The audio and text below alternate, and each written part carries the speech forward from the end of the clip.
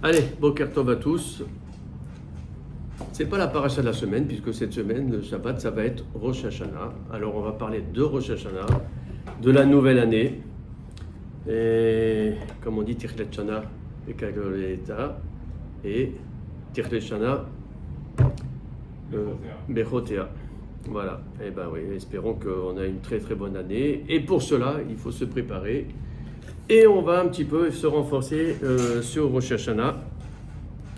Alors, pour vous, qu'est-ce que ça représente Rosh Hashanah? Qu'est-ce qu'il y a? C'est quoi le renouveau finalement. Ouais, le renouveau. On avait vu que c'était important. Le renouveau. Tous les mois, on a évidemment. Tout est important. Donc, ouais, on se renouvelle, on se remet en question. On est après le mois de Cheshbon Nefesh. Donc le mois d'Elul, donc on est là effectivement, voilà, on s'est préparé pour ce Yom Hadin. Alors maintenant c'est quoi surtout pour vous? La Tchouva. Ouais. La remise en question. Ouais, Cheshbon Nefesh, on l'a dit ça, c'est Elul. La création du monde, ça y est, elle a commencé déjà, elle a commencé, c'était le 25 Elul. Voilà. Voilà, c'était en fait, c'est le 6e jour. Rosh Hashanah, c'est le 6e jour de la création du monde. C'est le jour où l'homme a été... Bon, on sait qu'on a 4 Rosh Hashanah, on sait. Dans ma série de Rosh Hashanah, il y a marqué qu'il y a 4 Rosh Hashanah. Hein, voilà. À part ça, c'est tout. Ça vous inspire Rosh Hashanah? Il y a plein de choses pourtant Rosh Hashanah. Ah oui, la pomme et le miel. La pomme et le miel. Il y a le shofar. Il y a le moussaf, que c'est le plus grand moussaf de toute l'année, qui est en 3 parties. On va parler un peu de tout ça. Non, il n'y a pas la nuit là, non. Bon, voilà, il y a beaucoup de choses à voir pour Rosh Hashanah. Et en fait, le plus important qu'il faut comprendre, c'est... On a fait cette préparation de Elul, on est en plein dedans là. Voilà, on se prépare avec les slichot, avec plein de choses qu'il faut rajouter, la tzedaka qu'il faut rajouter, on doit vérifier non seulement ces cheshbon nefesh, mais cheshbon de tous nos kilim. On doit tout vérifier aussi, les mezuzot, les tfilin, tout ça c'est une remise en question. Et contrairement aux goyim qui eux, ils vont en discothèque, ils vont dans les restaurants, ils vont dans les machins pour faire la nouvelle année le 31 décembre, ils se mettent sur leur 31 comme on dit. Nous c'est un jour où on fait attention. Un jour on fait attention parce que c'est le Yom Hadin. Donc ça veut dire que là il y a quelque chose. En fait, ce jour-là, ce qui est important à comprendre, ce jour-là, on va se mettre face à face avec Hachem. Vous savez, il y a 2 manières d'être avec une personne. Quand tu parles avec une personne, si tu lui parles en regardant autre chose et tu lui parles, c'est pas la même chose que si tu es face à la personne et que tu vas être en face de la personne, les yeux dans les yeux, et que tu vas lui dire quelque chose. Il y a plus de respect. D'accord ? Bon, bah c'est exactement ça. Rosh Hashanah, c'est un jour où on va respecter Hachem. On va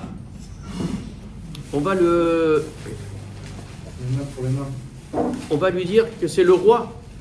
On dit plus Ael HaKadosh, on dit Ameler HaKadosh. Ameler HaMishpat. Donc, il y a quelque chose de différent à Rosh Hashanah, c'est qu'on est face à lui. Parce que il faut que ce soit sincère. Il faut que ce soit sincère. Comment on va être face à Kadosh Baruch Hu? C'est le jour du jugement, donc on ne doit pas faire les choses à la légère. Voilà, on doit vraiment faire attention. Et voilà, c'est ça qu'il faut comprendre, c'est qu'on est face à lui, on n'est pas derrière lui, on ne va pas faire les choses sans le regarder. On n'a pas le choix là, il faut être... Et donc il y a ce respect qu'il va y avoir. Et il y a un midrash qui dit comme quoi l'atid lavo, si Dieu veut, dans les temps futurs, c'est-à-dire bientôt, c'est-à-dire de demain pratiquement, quand tu auras Mashiach, avant que Mashiach arrive, c'est marqué que ça va être dur. Il va y avoir beaucoup de choses, Gog et Magog, etc., des guerres. Enfin bon, il y a des choses un peu difficiles. Et c'est marqué que Hachem, il va détruire justement les peuples. Et il va les détruire ou alors les réprimander, etc. Mais le peuple d'Israël ne sera pas touché grâce à une mitzvah, qui est la mitzvah de la PA, qui se fait à cette période-là, à Rosh Hashanah. Maintenant qu'effectivement on va récolter le blé, etc. Voilà. Et cette mitzvah de la PA va protéger le Ham Israël. Et c'est pendant Rosh Hashanah. Alors maintenant on se dit, quel est le rapport entre Rosh Hashanah et la PA, cette mitzvah? Alors c'est quoi cette mitzvah de la PA? Ça me dit un truc sur mon... Ah, alors la mitzvah de la PA, c'est quand tu vas récolter le blé, par exemple. Oui. Il faut que tu laisses les coins. Ouais, tu laisses. Bon, il n'y a pas que les coins, hein. Tu regardes dans la Mishnah de PA, dans ma série de PA, en fait, même si c'est au milieu du terrain, tu laisses une partie, il faut que ce soit une certaine superficie, etc. On ne va pas rentrer dans les trucs. Enfin bref, il faut laisser... Voilà, il faut laisser au moins un coin. Il faut laisser, voilà, si tu peux laisser 2 coins, tu laisses 2 coins pour les pauvres. Cette mitzvah-là, elle va protéger le Ham Israël. Alors pourquoi elle va protéger le Ham Israël?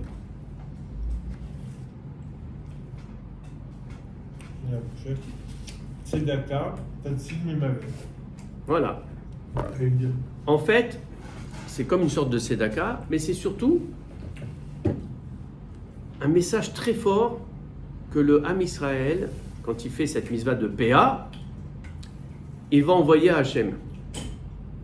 Contrairement à toutes les autres nations, que quand ils vont récolter tous les produits de la terre, ils vont aller jusqu'au bout, ils vont tout faire, tout prendre. Nous, le juif, on doit laisser une partie pour montrer à Hachem que on a besoin du matériel, on a besoin de ce blé pour se nourrir, on a besoin de tout ça. Mais, regarde Hachem, c'est pas le plus important pour nous le matériel. Regarde, tu vois, on laisse quand même un coin là pour les pauvres, etc. Alors c'est Dakar, mais le message il est plus fort. Le message il est, regarde, tu vois, on n'est pas très matériel. On en a besoin pour vivre, hein, voilà. Mais ça va, on va pas être gourmand à ce point-là. Et on va laisser. Et cette mitzvah-là de la PA, vous savez, elle se continue sur tout, en fait. C'est pour ça qu'elle est très importante.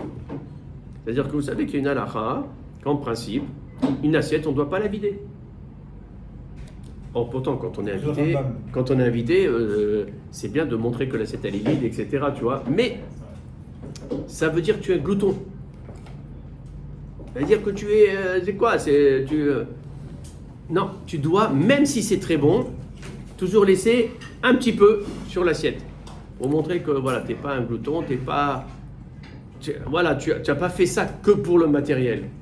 C'est vrai que le gouffre, il a besoin de manger, de se nourrir, etc. Mais voilà. Donc ce message, il est très fort. Il dit, voilà, regarde.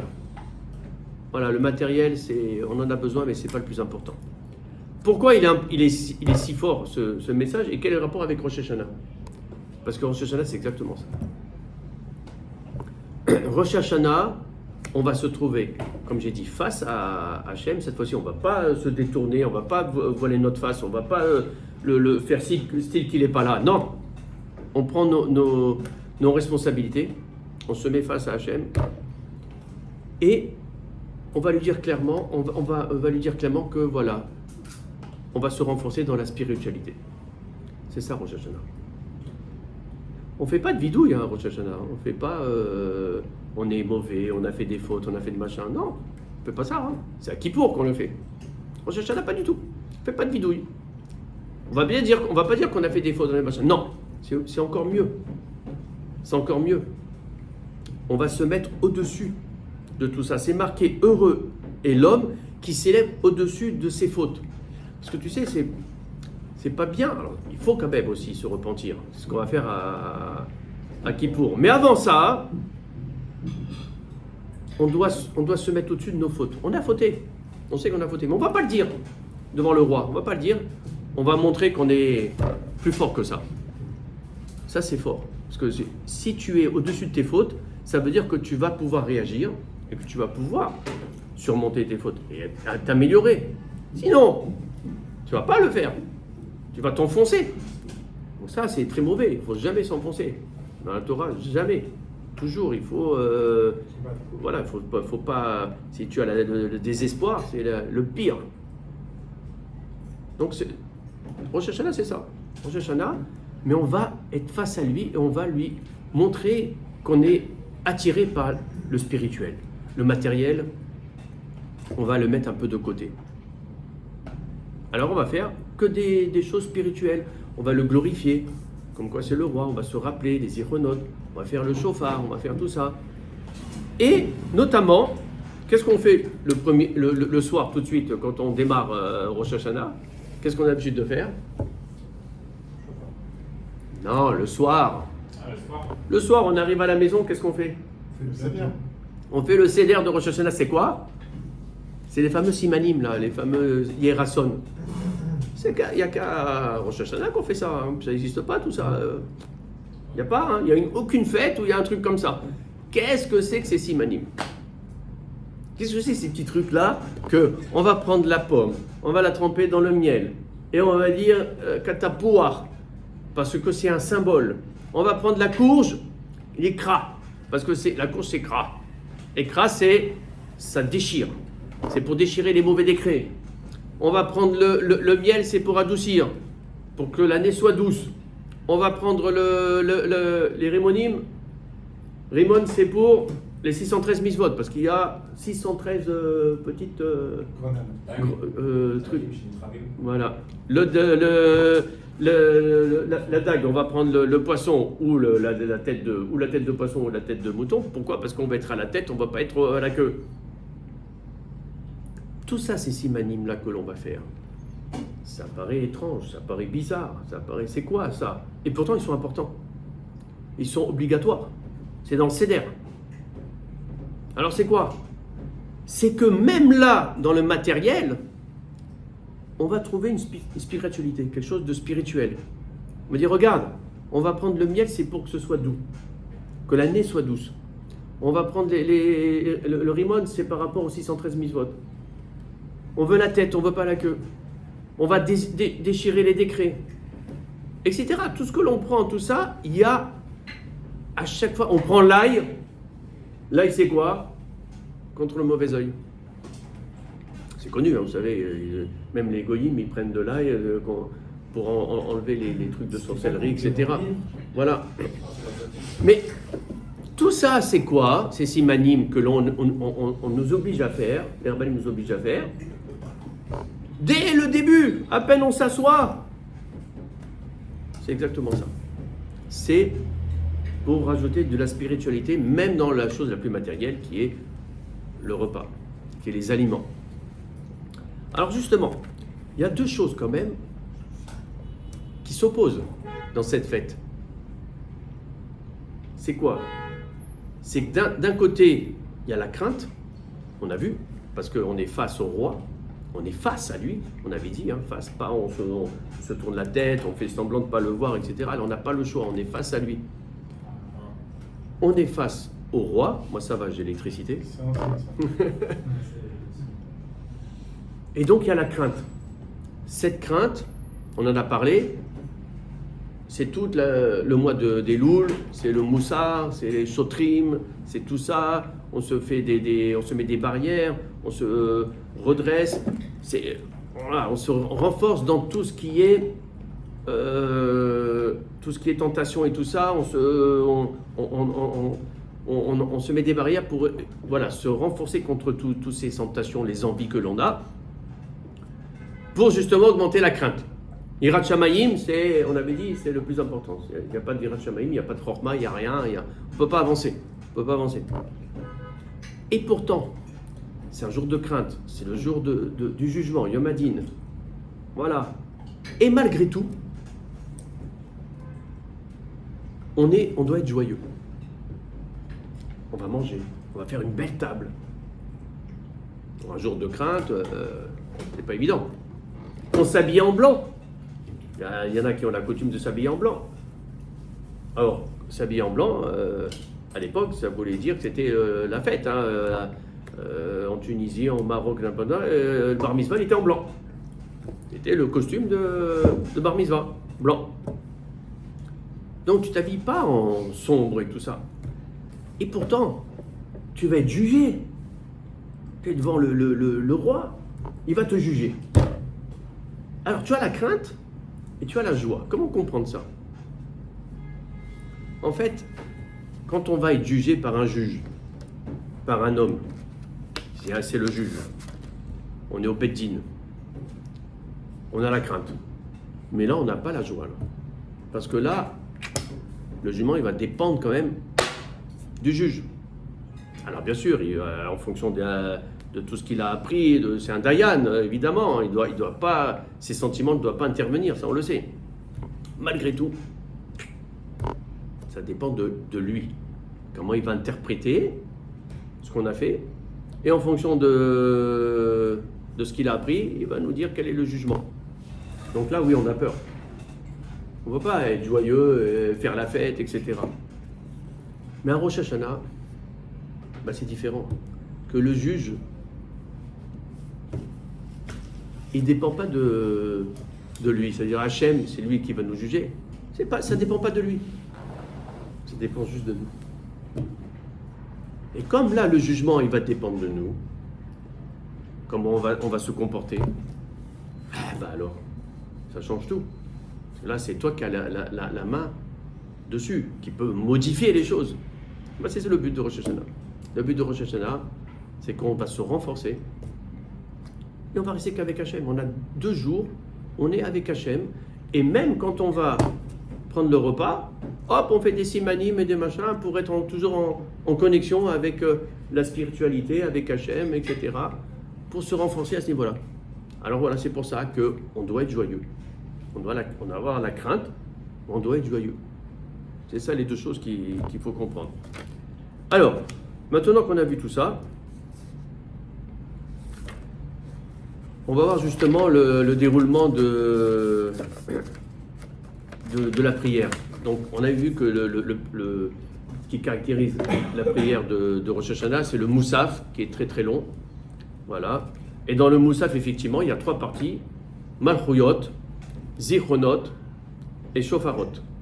Bon, Malchuyot, donc c'est la partie où on va déclarer Hachem le roi. Donc on va le glorifier. On va lui dire que c'est toi le roi, c'est toi qui possède tout, c'est toi qui a tout. Nous, on est tes serviteurs. On est les serviteurs d'Hachem. Donc voilà, tout ça, c'est le dialogue qu'on va faire avec Hachem et on se rapproche de lui. Zichronot, c'est les souvenirs.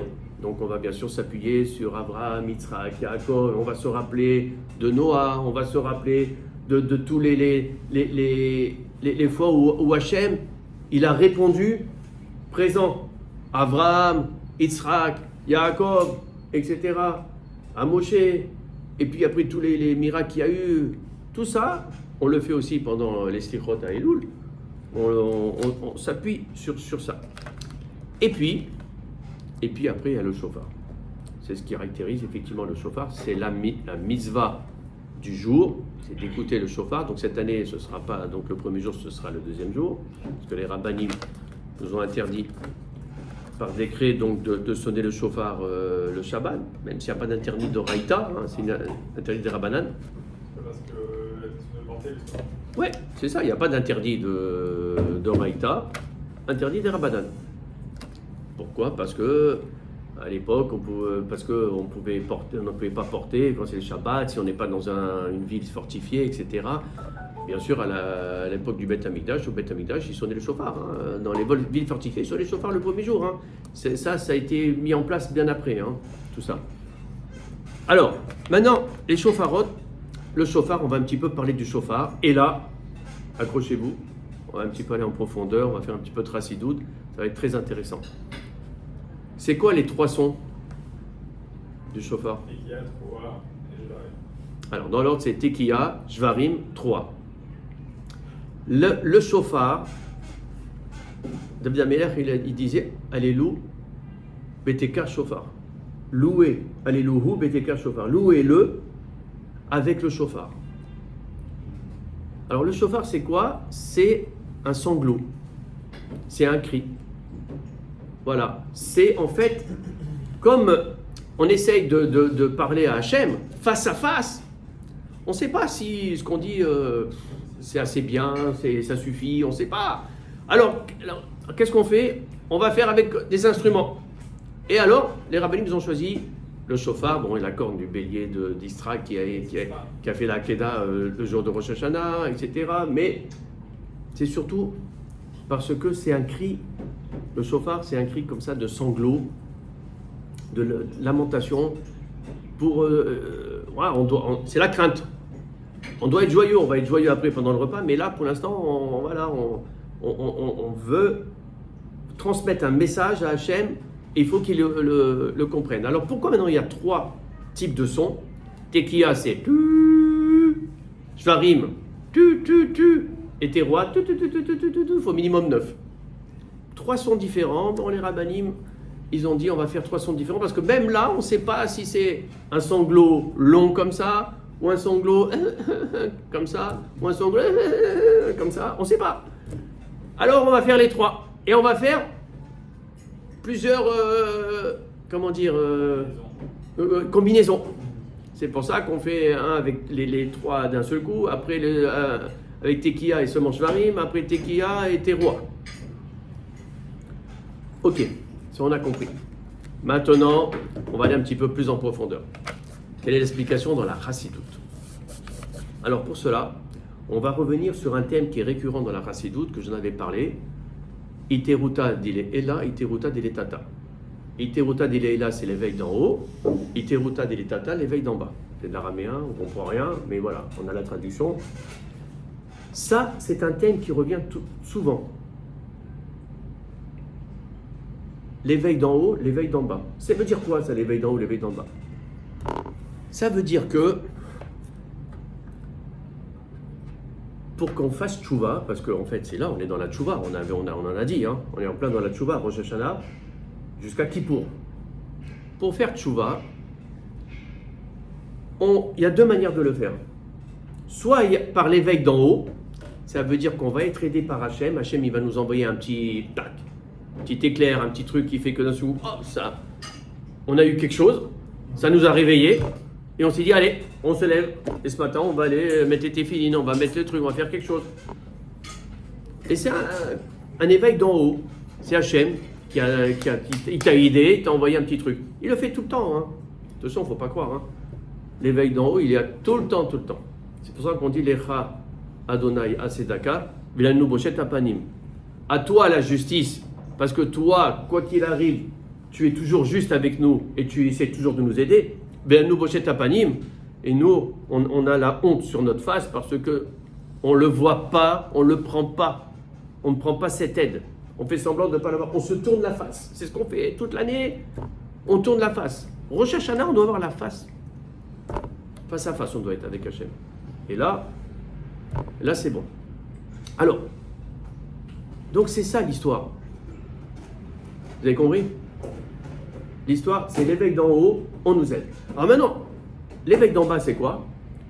L'éveil d'en bas, c'est quand ça vient de nous. Grâce à un travail. Ça ne peut pas venir de toi si tu n'as rien.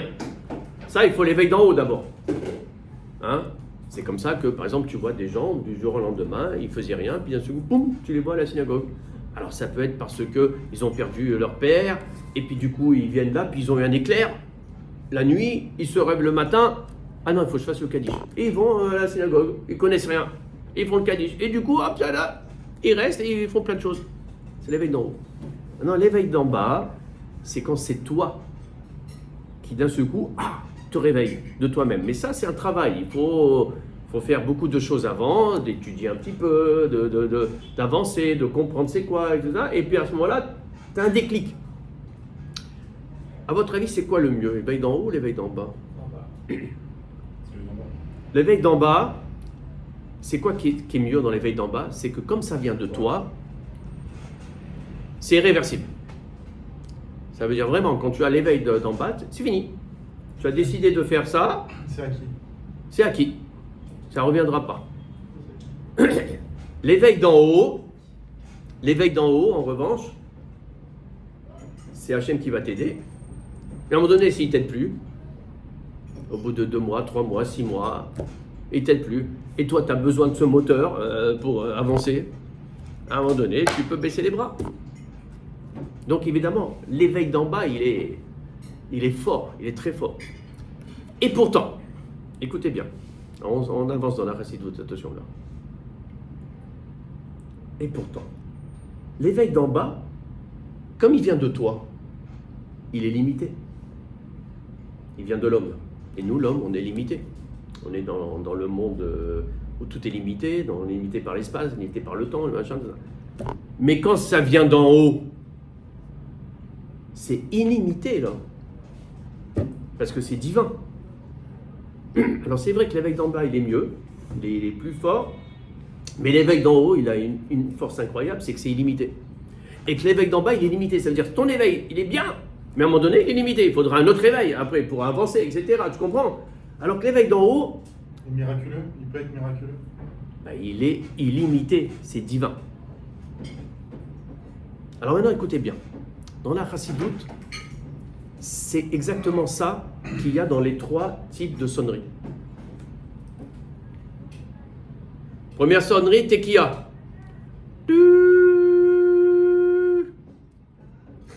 Est-ce qu'on peut... est-ce qu'on est limité dans le illimité. Ça s'appelle le kav harir.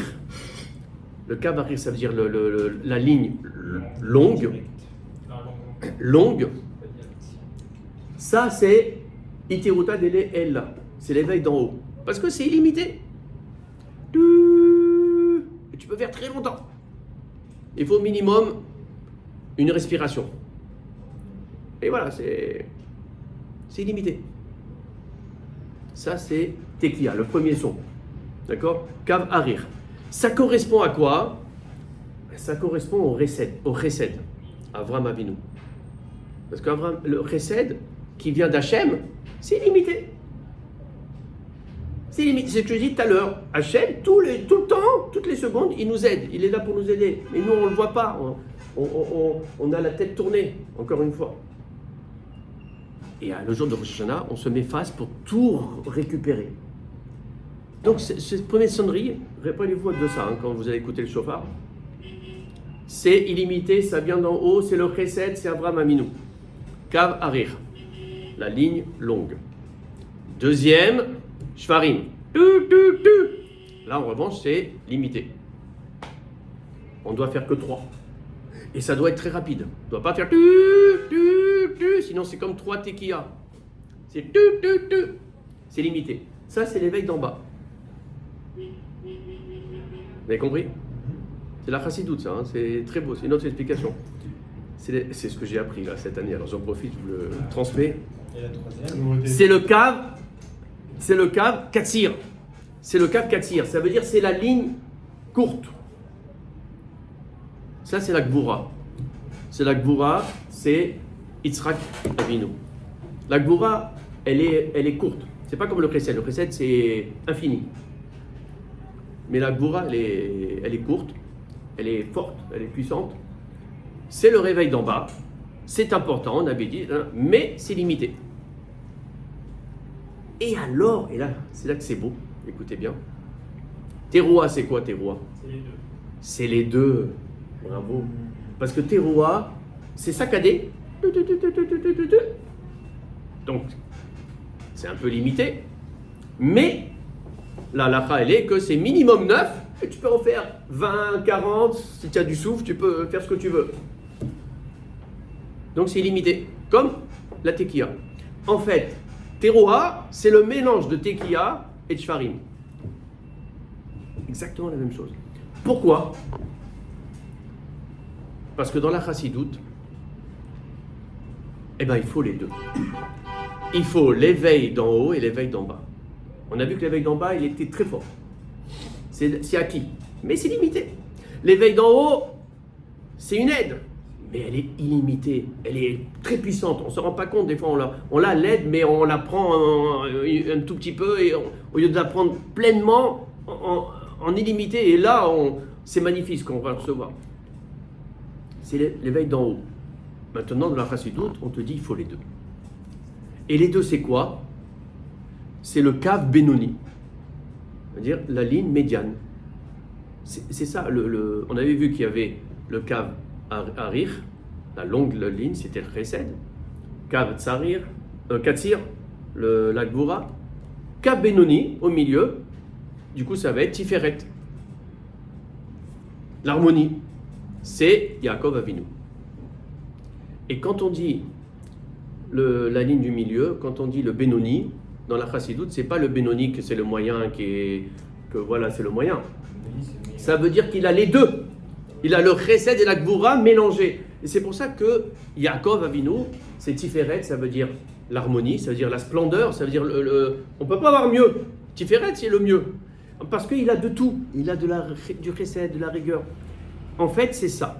C'est l'éveil d'en haut et l'éveil d'en bas. Il faut avoir les deux. Il faut avoir les deux. Donc, rappelez-vous, quand on va faire les sonneries du shofar, Tekiya, l'éveil d'en haut. On essaie de le prendre. Après, l'éveil d'en bas, Shvarim, et la teroua, c'est les deux en même temps. C'est la raison pour laquelle on finit par la dernière sonnerie, c'est quoi? Non, 3 Gdola. La dernière sonnerie. Combien de sonneries on a? 101. Bravo, 101. On a 30 premières sonneries quand tout le monde est assis. 30 sonneries. Après, on fait le moussaf. Dans le moussaf, on va avoir 30 sonneries pendant la mida, le moussaf, à voix basse. 30 sonneries pendant la Hazara, on est à 90 donc. Et après, quand on va faire le Kadishtit Kabbal, on fait les 10 sonneries. On arrive à 100. On pourrait s'arrêter à 100. Pourquoi on rajoute une dernière qui est justement la Teroua Gdola? Le Baal Tokia, il fait jusqu'à qu'il n'a plus de respiration, il devient tout rouge. On a dit c'est l'infini. Parce que la Teroua, c'est le top, c'est l'harmonie, c'est Tiferet. Vous avez compris? Alors pourquoi 101? On avait vu ça, 101, on l'avait vu déjà dans notre paracha. C'est par rapport à 101, c'est le chiffre toujours parfait dans la Torah. Vous savez, on dit que pour que une connaissance soit acquise, il faut l'apprendre 101 fois. La Gemara, une Maseret, un machin, 101 fois. Ça veut dire quoi? 100 fois, c'est pas bon. Déjà, il faut la faire 100 fois, une Maseret. C'est comme Moshe, il a demandé à Hachem. Non, c'est marqué 100 fois, c'est bien, mais c'est pas acquis. 101 fois, c'est acquis. Ça vient d'où ça? Ça vient de Amalek. Amalek, c'est Amal plus le coup. Amal, c'est l'effort. Pour dire qu'il faut faire de l'effort et tout. Et Amalek, il est malin. Amalek, c'est le rachat. C'est-à-dire le rachat, c'est celui qui connaît toute la Torah, mais qui se rebelle. C'est ça le rachat. N'oublions pas qu'Amalek, c'est le descendant de Esav. C'est le fils d'Éliphaz. Qui est le fils de ça. C'est le petit-fils d'Esav. Et Esav, c'était le rachat dans toute sa splendeur. C'est-à-dire, Esav connaissait toute la Torah par cœur. Mais il était rebelle. Amalek, il te dit, il essaye de dire aux Juifs, vas-y, fais 100 fois, c'est déjà beaucoup, c'est bien, tout ça. Mais c'est pas bon, 100 fois. Alors pour être au-dessus d'Amalek, on va faire 101 fois. Et c'est pour ça que toujours, on essaie d'atteindre ce chiffre 101. Et c'est la raison pour laquelle les sonneries, on va faire 101 fois aussi. Amalek, c'est qui? C'est le Yetzer Hara. Amalek, c'est nos ennemis extérieurs, mais c'est notre ennemi intérieur surtout, on avait vu. C'est lui, c'est le Yetzer Hara. C'est le doute qui nous met. Dès qu'on a un doute, on est foutu. On est attaqué. On est attaqué par Amalek. Donc, c'est pour ça qu'on fait les 101. Alors, écoutez bien maintenant, c'est très très beau. Il y a la mitzvah, vous savez, je ne sais pas si vous vous rappelez, la mitzvah du Kohen Gadol, quand on amène un pigeon, tourtereau, tourterelle, et qui doit faire la shrita. Comment il fait la shrita? Avec l'ongle, le pouce de l'ongle qui est très long, et il s'appelle une malaka. Ça s'appelle une malaka. C'est-à-dire qu'avec l'ongle, il va complètement inciser la nuque et tuer sur le cou, c'est le cas de le dire, la tourterelle. Avec son ongle. C'est très dur à faire, et c'est que le Kohen Gadol qui doit le faire avec l'ongle. Et c'est marqué dans la Torah, ou malak orpo. Et il va donc sectionner sa nuque au pigeon. Et c'est quoi malak? C'est un malek. Ou malak. Pourquoi c'est Amalek, à votre avis? Parce qu'Amalek, c'est ce qu'il veut nous faire. C'est pour ça qu'Amalek, il porte ce nom-là, c'est pas pour rien. Dans la Lachon HaKodesh, tous les mots, quand on verra le Hémet, quand il y aura Mashiach, on comprendra tout d'un seul coup. Tous les mots, ils ont une signification divine. Si on l'appelait Amalek, c'est parce que, qu'est-ce qu'il veut nous faire à chaque fois? Lui, il veut nous malak notre nuque. Ça veut dire quoi? Il veut nous couper notre nuque. Pourquoi? La nuque, c'est quoi? C'est la base de tout. La nuque, c'est en fait ce qui relie le sechel avec le cœur.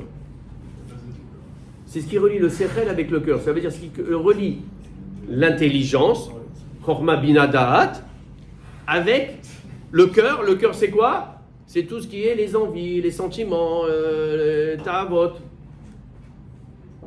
Qu'est-ce qu'il veut, lui, Amalek? Il est malin. Il veut, hop, sectionner ce lien de telle manière que c'est que les envies qui interviennent, que le cœur. Or, on sait très bien que nous, très important, tu as le cœur qui intervient, mais d'abord, mais ensuite, tout de suite après, il y a le cerveau qui doit tout de suite guider tout. Shoftim veshotrim, c'est ça. Le cerveau, il doit guider tes envies, sinon tu pars en cacahuète. Et ça va plus. Mais Amalek, c'est ce qu'il veut nous faire. C'est pour ça qu'il s'appelle Amalek. Et ben nous, on doit tout faire pour lui empêcher de nous briser notre nuque et qu'on ait toujours ce lien entre le sechel et le cœur. C'est la raison pour laquelle on dit, depuis le début de Rosh Chodesh Elul, on fait le fameux psaume Shir Hamalot Mima Makim Karaticha. On le fait depuis le début de Rosh Chodesh Elul. On continue pendant Rosh Hashanah et on fait pendant les 10 jours de pénitence jusqu'à Kippour, où on continue à le dire. Shir Hamalot Mima Makim Karaticha. Ça veut dire quoi? Ça veut dire dans les profondeurs, je t'ai appelé. Dans les profondeurs, Mima Makim, on va chercher dans notre profond à nous, mais toujours le Sechel qui est là pour guider tout. Et c'est ça qui est important par rapport à Amalek. Et je vais finir juste par une dernière phrase. On dira une phrase aussi, très importante, que tout le monde va dire avant la sonnerie de shofar. On va dire Mina Metzar Karatiya Aneni Bamechavia. Vous savez, c'est ce qu'on dit dans le Hallel. Sauf que là, on ne va pas faire tout le psaume de ça. On fait juste la première phrase, juste cette phrase-là. Mina Metzar Karatiya Anani Bamechaya. Quels que soient les chitotes de chacun, les Chabad, les machins, tout ça, tout le monde va lire cette phrase avant le shofar. Pourquoi? Qu'est-ce qu'elle nous dit cette phrase? Mina Metzar Karatiya. De l'étroitesse, je t'ai appelé Hachem. Aneni, Bamechavia, et tu m'as répondu par ta largesse, Hachem. Bon, alors bien sûr, le pshat, dans le pshat, ça veut dire quoi? Ça veut dire que nous, on est des fourmis, on est des moins que rien, on est des trucs, donc on est dans ce monde où tout est limité, donc on est dans l'étroitesse. Donc c'est nous l'étroitesse, d'accord? Donc on demande ça. Et lui, c'est l'abondance. On a vu, c'était le recette, c'était tout ça, c'est l'abondance. Lui, c'est la largesse. Mais pourquoi on le dit avant le shofar? Parce que le shofar, si vous regardez bien, il y a un bout qui est tout étroit et l'autre bout qui est large. C'est ça le shofar. Et on n'a pas le droit de sonner du côté large. On doit sonner du côté étroit pour que le son il sorte du côté large. C'est ça en fait. Minametsa karatiya. De ma petite étroitesse, je vais t'implorer, Hachem. Donc là, du bout du shofar qui est tout petit, je vais sonner le shofar. Anani Bameravia, et le son va sortir donc de la partie large. Et là, donc tu vas pour que tu me répondes avec largesse, etc. et tout ça. C'est ça que ça veut dire. Et on va finir juste sur une chose. Comment ça se fait que c'est marqué Minametzar Karati Ya Yudke Aneni Bamerab Ya Yudke? On sait que Yudke c'est une partie du nom d'Hachem. C'est Yudke Vavke, le nom d'Hachem. Le Yudke aujourd'hui c'est symbole de ce monde-là. Le Vavke c'est le monde d'en haut. On dit Alléluia. On ne dit pas Alléluia Yudke Vavke. David Ameller, il disait Alléluia. Et là, c'est la même chose.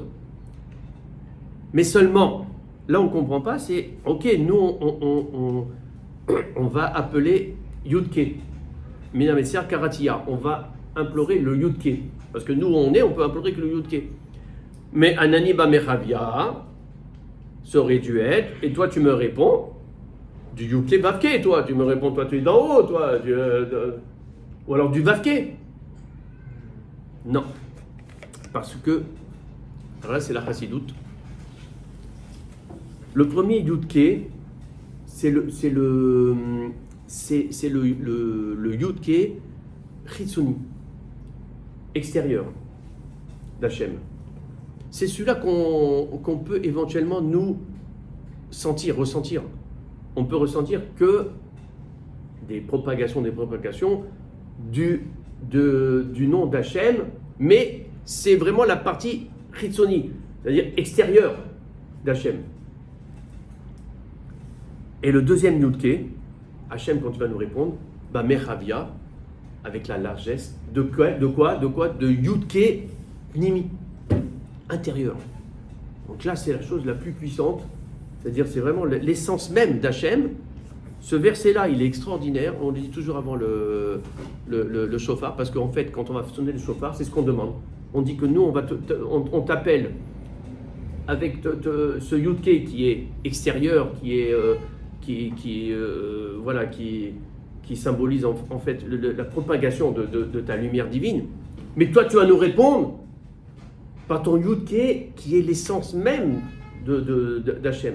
Donc on demande vraiment une bracha très très puissante. Très très puissante. Voilà, c'est ça exactement Rosh Hashanah. C'est se rapprocher d'Hachem, se rapprocher des bonnes midotes, se rapprocher de tout ce qui est effectivement le Hémet, comme on avait dit la semaine dernière avec Atem Nitzavin. Et tout ça pour qu'on ait une bonne année, on se renforce, pour qu'on avance, on s'améliore. Maintenant, c'est une nouvelle année, il ne faut pas refaire les mêmes choses, il faut faire un petit peu mieux. Donc voilà, c'est facile, on peut le faire. D'autant plus que si on fait tout ça, on a le chesed. Il est là, le chesed, il est tout le temps là. C'est le Kav Harir. On avait vu la Tekiya et la Tiroua après. Ça, il faut en profiter. L'éveil d'en haut, on l'a tout le temps. L'éveil d'en bas, il faut le faire. Il faut avoir les deux. Alors là, c'est sûr, Mashiach, il arrive tout de suite. Et là, on pourra après avoir toutes les bonnes choses, Kriyat HaMetim, en espérant, si Dieu veut, qu'on passe tous une très bonne année.